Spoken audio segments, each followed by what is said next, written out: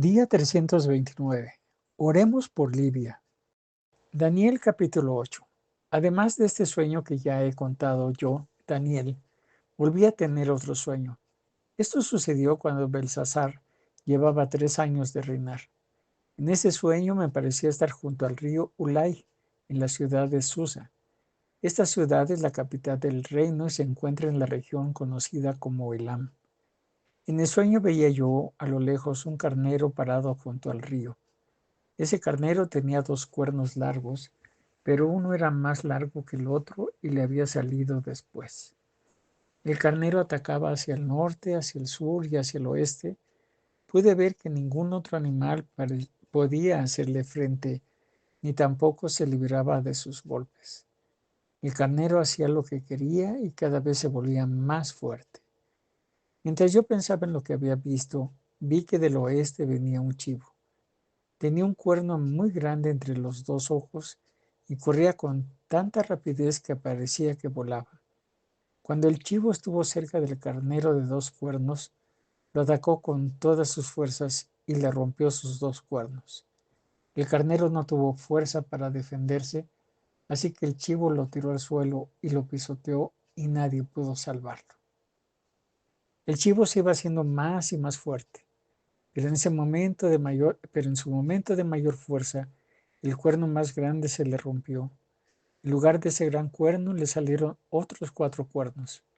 Uno de ellos apuntaba hacia el norte, otro hacia el sur, otro hacia el este y otro hacia el oeste. A uno de los cuernos le salió otro cuerno pequeño y ese cuerno creció mucho y se extendió hacia el sur, hacia el oeste y hacia la tierra más hermosa. Fue tanto lo que creció que llegó a tocar las estrellas del cielo. A muchas de ellas las derribó y las pisoteó. Este cuerno pequeño se atrevió también a desafiar al jefe mismo de las estrellas. Para colmo, prohibió que se presentaran a Dios las ofrendas diarias y se burló del templo. Era tanta su maldad que ordenó que su ejército acampara en donde todos los días se presentaban las ofrendas. Luego echó por los suelos la verdad y comenzó a hacer todo lo que quiso, y todo le salió bien. Poco después oí que un ángel le decía a otro ángel: esto que estamos viendo pasa todos los días en el altar de las ofrendas. ¿Cuándo terminará? ¿Hasta cuándo va a permitir Dios que siga pecando así en el templo? ¿Hasta cuándo va a permitir que sigan maltratando a los creyentes? Y el otro ángel contestó: hasta que hayan pasado 1150 días, que es un poco más de 3 años. Pasado ese tiempo, el templo quedará limpio. Mientras yo veía todo esto y trataba de entenderlo, se apareció ante mí alguien que parecía un hombre. Entonces escuché la voz de alguien que venía del río Ulai. Esa voz decía: Gabriel, explícale a este hombre lo que significa el sueño. Cuando Gabriel se me acercó, yo me asusté tanto que me arrojé al suelo. Pero él me dijo: lo que has visto será realidad cuando llegue el fin del mundo. Mientras Gabriel me decía esto, yo perdí el sentido y me quedé tirado en el suelo. Pero él vino en mi ayuda y me levantó. Luego me dijo: ahora voy a decirte lo que pasará cuando llegue el fin del mundo. Cuando eso suceda, Dios estará muy enojado con la gente. Tú viste un carnero con 2 cuernos. Esos 2 cuernos son los reyes de Media y de Persia. El chivo es el rey de Grecia, y el cuerno grande que le salió entre los 2 ojos es el más importante de todos sus reyes. Los 4 cuernos que salieron cuando se rompió el primero son los 4 reinos que saldrán de esta nación. Pero esos reinos no tendrán tanto poder como el primero. Cuando llegue a su fin el poder de esos reinos y ya nadie soporte su maldad, vendrá un rey egoísta y orgulloso. Ese rey se irá haciendo más y más poderoso, aunque no por sus propias fuerzas. Irá bien en todo lo que haga, pero causará muchos destrozos. Destruirá a gente poderosa y también al pueblo de Dios. Será un rey muy astuto y engañará a mucha gente. Se creerá el rey más importante y matará a traición a gente que vivía tranquila. Se levantará en armas contra el príncipe de príncipes, pero saldrá derrotado. Ya te he explicado lo que viste acerca de los 3 años y días. Eso va a suceder así, pero tú no se lo digas a nadie, porque será realidad después de mucho tiempo.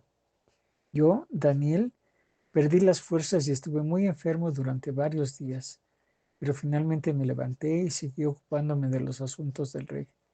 Sin embargo, seguí preocupado porque no entendía bien todo lo que había visto. Daniel capítulo 9. Daniel también escribió: un día yo estaba leyendo el libro del profeta Jeremías, cuando llegué al pasaje donde Dios le anuncia al profeta que Jerusalén quedaría destruida durante 70 años. Decidí ayunar. Luego me vestí con ropas ásperas, me senté sobre ceniza y comencé a pedirle a Dios por mi pueblo. Cuando esto sucedió, el rey Darío llevaba un año de reinar sobre los babilonios. Darío era hijo del rey Asuero y pertenecía al pueblo de los medos. Yo le dije a Dios en mi oración: Dios mío, tú eres grande y poderoso.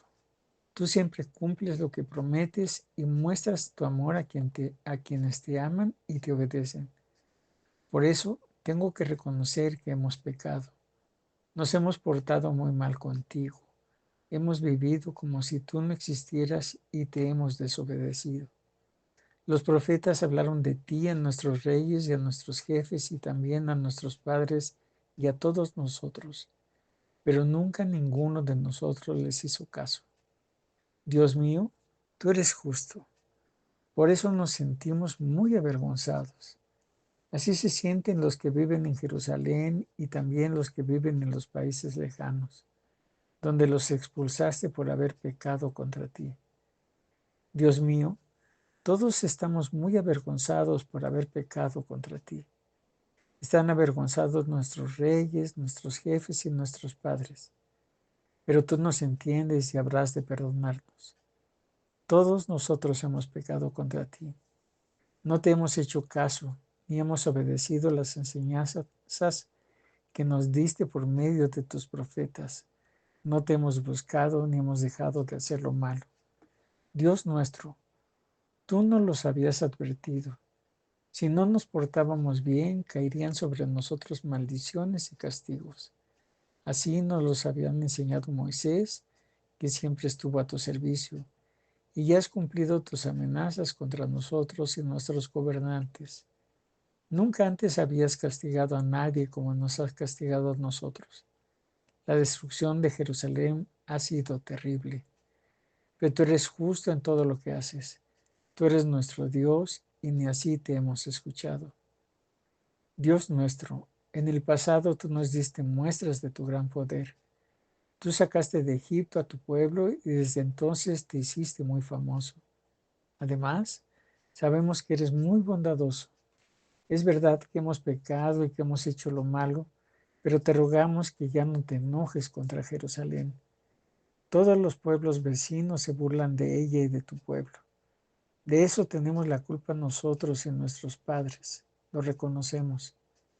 Pero recuerda que Jerusalén es tu ciudad y que está en tu monte santo. Por favor, Dios nuestro, escucha mi oración y mis ruegos. Por tu propio honor, te ruego que mires la triste situación en que ha quedado tu templo y nos muestres tu amor. Escúchame, Dios mío. Mira cómo ha quedado destruida la ciudad donde te adoramos. Si te pedimos esto, no es porque creamos que somos buenos, ni porque creamos merecer lo que te pedimos. Lo hacemos porque creemos que tú eres muy compasivo y bondadoso. Escúchanos, Dios mío, y perdónanos. Atiéndenos y ven en nuestra ayuda. Dios mío, te lo pedimos por ti mismo, por tu ciudad y por tu pueblo que te adora. Mientras yo estaba orando por Jerusalén y pidiendo perdón por mis pecados y los de mi pueblo, llegó volando el ángel Gabriel, que ya se me había aparecido en sueños. Ya casi era la hora de presentar a Dios las ofrendas de la tarde, y Gabriel me dijo: escucha, Daniel, vengo para ayudarte a entender todo esto. Dios te quiere mucho, así que tan pronto como empezaste a orar, Dios contestó tus oraciones, y yo he venido para darte su respuesta. Pon mucha atención para que entiendas lo que quiere decir tu sueño. Tienen que pasar 70 semanas para que termine el castigo contra tu pueblo y la ciudad santa, y Dios les perdonará su maldad. Tienen que pasar 70 semanas para que lleguen a su fin la desobediencia y el pecado. Al cabo de ese tiempo siempre habrá justicia y sucederá lo que viste, y Dios cumplirá su promesa. Su santo templo será purificado y se le volverá a dedicar. Tú debes entender bien esto. Pasarán 7 semanas desde que se te dé la orden de arreglar y reconstruir Jerusalén hasta la llegada del príncipe elegido. Las calles de Jerusalén y sus muros reconstruidos durarán 62 semanas. Serán días de angustia y tristeza. Pasadas las 62 semanas, vendrá un rey con su ejército y matará al príncipe elegido. Jerusalén y el templo serán destruidos por completo. El fin llegará de repente, como llega una inundación. La guerra y las destrucciones que habían sido anunciadas seguirán hasta que llegue el fin. Durante una semana más, ese rey malvado hará un pacto con gran número de gente, pero a la mitad de la semana prohibirá que se hagan ofrendas y en el altar de los sacrificios se ofenderá gravemente a Dios. Después de eso, Dios destruirá al malvado que lo ofendió. Evangelio según San Juan, capítulo 1. Antes de que todo comenzara ya existía aquel que es la palabra. La palabra estaba con Dios y la palabra era Dios. Cuando Dios creó todas las cosas, allí estaba la palabra. Todo fue creado por la palabra y sin la palabra nada se hizo. De la palabra nace la vida y la palabra, que es la vida, es también nuestra luz. La luz alumbra en la oscuridad y nada puede destruirla. Dios envió a un hombre llamado Juan para que hablara con la gente y la convenciera de creer en la luz. Juan no era la luz, él solo vino para mostrar quién era la luz y la luz verdadera pronto llegaría a este mundo. Aquel que es la palabra estaba en el mundo. Dios creó el mundo por medio de aquel que es la palabra, pero la gente no lo reconoció. La palabra vino a vivir a este mundo, pero su pueblo no la aceptó. Pero aquellos que la aceptaron y creyeron en ella, llegaron a ser hijos de Dios. Son hijos de Dios por voluntad divina, no por voluntad humana. Aquel que es la palabra habitó entre nosotros y fue como uno de nosotros. Vimos el poder que le pertenece como Hijo único de Dios, pues nos ha mostrado todo el amor y toda la verdad. Juan habló de aquel que era la palabra y anunció: ya les había dicho que él estaba por llegar. Él es más importante que yo, porque existe desde antes de que yo existiera. Dios nos dio a conocer sus leyes por medio de Moisés, pero por medio de Jesucristo nos hizo conocer el amor y la verdad. Nadie ha visto a Dios jamás, pero el Hijo único, que está más cerca del Padre y que es Dios mismo, nos ha enseñado cómo es Él. Gracias a lo que el Hijo de Dios es, hemos recibido muchas bendiciones. Los jefes de los judíos que vivían en Jerusalén enviaron a algunos sacerdotes y a otros ayudantes del templo para que le preguntaran a Juan quién era él. Juan le respondió claramente: yo no soy el Mesías. Y ellos volvieron a preguntarle: ¿eres Elías? Juan le respondió: no, no soy Elías. Pero los sacerdotes y sus acompañantes insistieron: ¿eres tú el profeta que Dios iba a enviar? No, dijo Juan. Finalmente le dijeron: tenemos que llevar una respuesta a los que nos enviaron. Dinos, ¿quién eres tú? Juan les hizo recordar: yo soy el que grita en el desierto, prepárenle el camino al Señor. Entonces los mensajeros de los fariseos le dijeron a Jesús: si tú no eres el Mesías, ni Elías, ni el profeta, ¿por qué bautizas? Juan contestó: yo bautizo con agua, pero hay entre ustedes uno a quien todavía no conocen. Aunque yo haya llegado antes, él es más importante que yo y ni siquiera merezco ser su esclavo. Todo esto pasó en el pueblo de Betania, al otro lado del río Jordán, donde Juan bautizaba. Al día siguiente, Juan vio que Jesús se acercaba. Entonces le dijo a toda la gente: aquí viene el Cordero de Dios que quita el pecado de la gente del mundo. Por medio de él, Dios les perdonará a todos ustedes sus pecados. Yo me refería a él cuando dije: después de mí viene uno que es más importante que yo, porque existe desde antes de que yo naciera. Yo no sabía quién era, pero Dios me mandó a bautizar con agua para que todos puedan reconocerlo. Yo vi cuando el Espíritu de Dios bajaba del cielo en forma de paloma y se colocaba sobre él. No sabía yo quién era él, pero Dios me dijo: conocerás al que bautiza con el Espíritu Santo cuando veas que mi Espíritu baja y se coloca sobre él. Ahora lo he visto y les aseguro que él es el Hijo de Dios. Al día siguiente, Juan estaba en el mismo lugar con 2 de sus discípulos. Cuando vio que Jesús pasaba por allí, les dijo: miren, aquí viene el Cordero de Dios. Al oír eso, los 2 discípulos lo siguieron. Jesús se dio cuenta y al ver que lo seguían, les preguntó qué querían. Ellos le preguntaron: ¿dónde vives, maestro? Síganme y lo verán, contestó Jesús. Ellos fueron y vieron dónde vivía Jesús, y como eran casi las 4 de la tarde, se quedaron con él por el resto del día. Uno de ellos era Andrés, el hermano de Simón Pedro.